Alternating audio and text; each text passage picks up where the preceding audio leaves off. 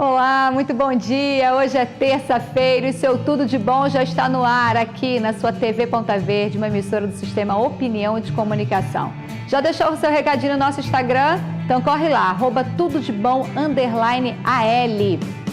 Hoje aqui comigo no estúdio está a Tainara Soares e a Jennifer Rosendo. Então vamos conhecer nossas entrevistadas de hoje. Bom dia, Jennifer. Bom dia, Áurea. Bom dia, Tainara. Bom dia, Áurea. As duas já conhecem aqui a Casa Tudo de Bom, né? Seja bem-vinda mais uma vez, viu, Tainara? Obrigada. A medicina fetal garante uma gravidez mais segura para a gestante e bebê. Casos de microcefalia chamaram a atenção para a especialidade que tem como trunfo a tecnologia a serviço da vida durante o período de pré-natal.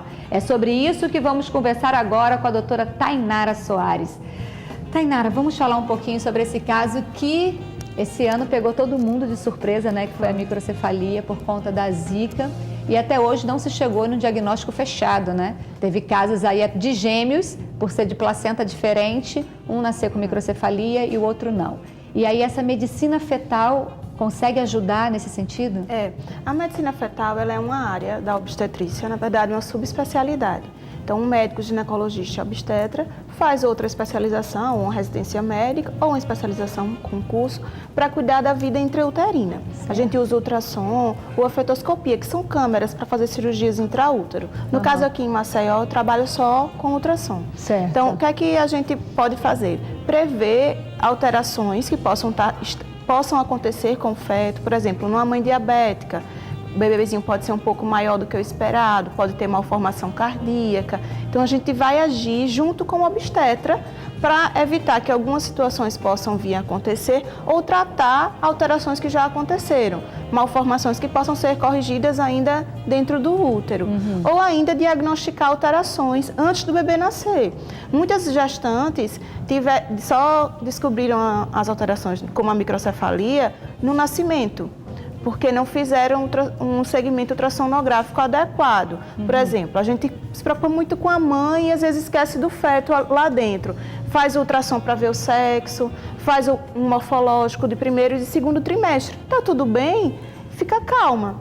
Só que tem algumas alterações que só acontecem no finalzinho da gravidez, como a microcefalia por infecção congênita. Não é só o Zika vírus que pode causar alterações no feto, outras infecções também, como a rubéola, que era o medo das nossas mães na geração que nossas mães ficaram grávidas.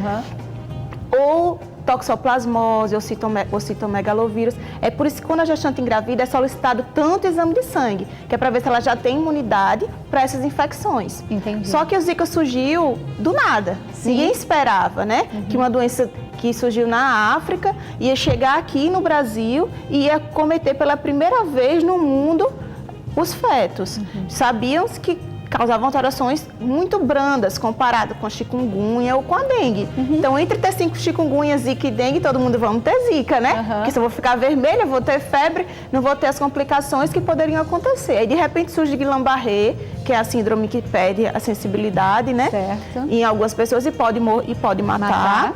E depois começou a ver na Paraíba e em Pernambuco que estavam nascendo crianças com a cabecinha menor. E começou a associar que é uma fetóloga de Campina Grande, começou a associar que essas mulheres tiveram rash, que é o vermelho na pele, e febre na gestação. Só que nessa época não tinha sorologia para Zika. Então funcionaram um líquido amniótico e verificaram que lá tinha esse vírus do Zika. E pelo líquido amniótico você consegue descobrir várias coisas? Consegue descobrir, por exemplo, fez o primeiro morfológico e viu que a translucência nucal, que é um líquidozinho que acumula atrás do pescoço dos fetos, está um pouquinho alterado, está um pouco maior do que o normal. Então a gente funciona o líquido e vai estudar o DNA do feto, que é o cariótipo, para ver se ele pode ter Down, ter outras síndromes incompatíveis com a vida, como Edwards e Patal. O que a gente sabe que síndrome rara? Porque ninguém vê vivo. Geralmente morrem dentro do útero ou um pouco depois que nascem. Nossa. Aí o mais comum é o síndrome de Down, que sobrevive, tem uma qualidade de vida. É por isso que as pessoas acham que o primeiro ultrassom, o morfológico, é mais para rastreio de Down, mas não. Na verdade é para rastreio, para descoberta de várias doenças. Ele não descobre a doença, ele dá um sinal, vamos investigar mais. Aí essa investigação pode ser feita só com ultrassom ou pode ser feita com exames invasivos, que é a amniocentese, que é a retirada do líquido para estudar. Nesse líquido a gente consegue ver se o bebê teve alguma infecção, como nas gestantes que descobrem toxoplasmose na gravidez. Faz esse líquido para ver se vai precisar tratar ou não. Estuda esse líquido para ver se vai precisar tratar ou não o feto. E aí você consegue tratar ele dentro do porque tem útero medicações só para tratar a mãe, tem medicações para tratar o feto também. Quando você não descobre se o feto está acometido ou não, você fica tratando só a mãe, que é a espiramicina. Quando você consegue funcionar e estudar se o feto também está, você já usa outras drogas. Só que é um pouco difícil as pessoas quererem fazer, porque corre risco. Né? Mas esse exame não é um exame que está aí fácil para todo mundo fazer. Ele nem é pedido logo de primeira. Não. Né? É por isso que deve ser um acompanhamento. É como se a medicina fetal ela chega para que a mãe tenha o acompanhamento dela com o obstetra e o feto tenha o acompanhamento dela com o fetólogo. O acompanhamento dele, do feto com o fetólogo. Na verdade, não tem medicina fetal tão fácil assim, porque é uma área que as pessoas não querem fazer. Muita gente termina a ginecologia obstetrícia e não quer trabalhar com isso porque é delicado. Você precisa ter uma terapia, eu precisei fazer terapia para poder... Como é que você vai chegar para uma gestante lá super feliz, no dia que vai descobrir o sexo do bebê e eu dar um diagnóstico de uma doença grave, que pode o feto não sobreviver ainda. Então é uma coisa que precisa de delicadeza, de sensibilidade. Você acaba matando o sonho dela nesse momento, né? A gente trabalha com momentos de muita alegria e de muita tristeza. Às vezes fica no meio termo, entre alegria e tristeza, fica a angústia de uma alteração que a gente não sabe como é que vai ser fora do útero. No caso da microcefalia, ela chegou assustando muito, mas hoje muitas pacientes minhas que tiveram bebês acometidos pelo Zika, que não significa que vai ter microcefalia.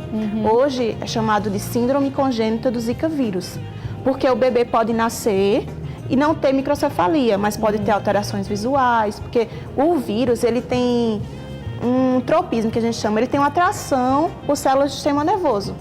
Então eu posso ter problemas, posso ter fetos com RN, né, recém-nascidos, com problemas auditivos, problemas visuais, com alterações no ventrículo, que é a partezinha onde fica líquido dentro do cérebro da gente.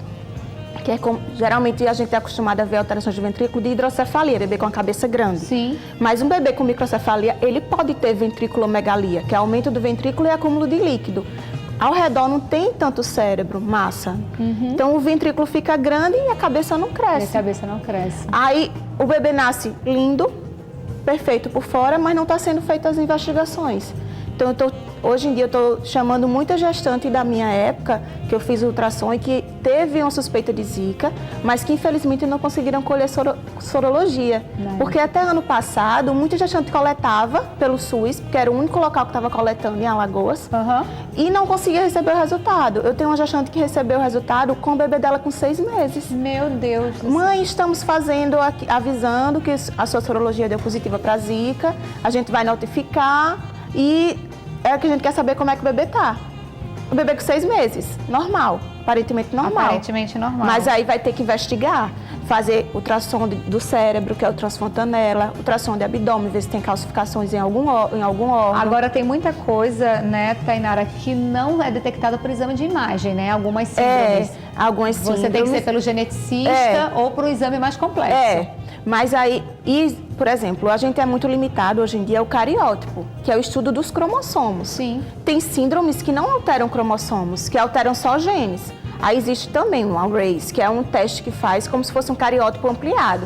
Então, vou ver todos os genes de cada cromossomo. Ele é bem mais caro, mas é possível fazer intraútero. No caso de alguém que teve um bebê com uma síndrome, tipo uma ectrodactilia, que é a ausência de dedos, que é uma mutação de um gene. Como é que a gente vai descobrir isso? Não quero que meu filho tenha isso, o próximo filho. Então, pode ser feita uma fertilização in vitro, estudar os embriões que foram formados, fazer essa pesquisa em cada embrião e só inseminar o embrião que estiver com condições de sobrevivência. Nossa, é tudo muito delicado, né? Muito delicado. Você está lidando ali, como você falou, com emoções e com o sentimento da mãe e lidando aí com inúmeras possibilidades de síndrome, né? Porque o universo que ainda tem muito que se descobrir, né? E a gente está engravidando cada vez mais tarde, com fatores de risco maiores. É verdade. Então, eu acho que a gente tem que pensar que vale a pena cuidar do feto também. Antigamente as pessoas não se preocupavam tanto porque tinham a oportunidade de ter 10 filhos. Se morresse 2, tinha 8, tudo bem, tinha amor, mas ia continuar tendo amor por outros filhos. Hoje a gente tem 1, 2, 2 no máximo, né? Aí eu acho que tem poucos anos, medicina fetal, deu um boom maior em 1990, na década de 90, mas tem muita coisa ainda para ser estudada e que vale a pena ter um acompanhamento adequado. E o legal de tudo isso, né, é que vocês médicos, né, a medicina no geral, a ciência, ela vai evoluindo a cada dia, né, trazendo aí novas chances de, quando não tem a cura, e as síndromes não têm cura, mas ela tem ali um acompanhamento que te torna cada dia um ser humano mais apto, um ser humano mais saudável. Né, e que transforma famílias.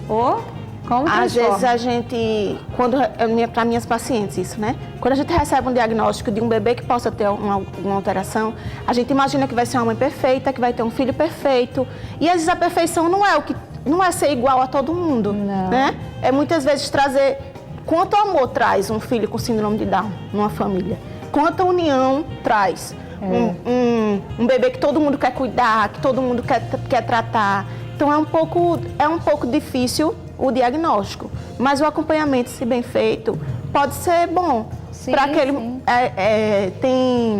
Eu não sei quem falou isso, mas eu já vi alguns textos que dizem assim que Deus ele escolhe as mães que vão ter capacidade de ser tão boas para criar aquelas crianças. Eu ouvi isso ontem, isso nessa madrugada. Eu vi isso nessa madrugada.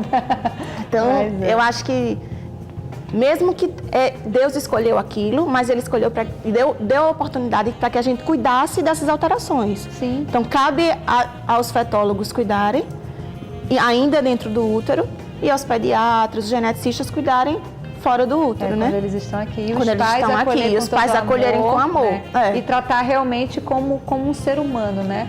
Com as suas particularidades, individualidades, porque cada um tem. Todo mundo tem suas limitações. Todo mundo. Ninguém é super-homem, ninguém é 100%. Né? E a Jennifer convive muito com a minha pequena moça, né? E assim, o dela a gente só descobriu com 6 anos. Né? Porque é exatamente isso, fez exame de imagem enquanto pequenininha e o exame de imagem não detectava, né? Porque era uma síndrome congênita. E aí a gente descobriu com 6 anos e começou, o tratamento é para uma vida inteira, né? Que é o acompanhamento multidisciplinar. E é exatamente isso que você falou. Você, enquanto mãe, você tem um baque, porque você espera um desenvolvimento, e você aprende, que cada um tem o seu desenvolvimento no seu tempo, que se para uma mãe ela ficou super feliz porque o boletim do filho veio só com nota 10, eu fico super feliz quando lá no Pilates ela consegue fazer um exercício diferente. Né? Então é cada um no seu ganho, a gente aprendendo a admirar cada coisa, porque Deus é perfeito e Ele só vai nos dar aquilo que a gente tem capacidade de cuidar, não é isso? Obrigada pela sua presença aqui, viu, Tainara? Com um assunto tão enriquecedor, delicado e que nos faz ficar assim, com os olhos mareados, não é isso? E você de casa, tá gostando tudo de bom? Então agora a gente vai para um rápido intervalo comercial e na volta tem muito mais, então não sai daí.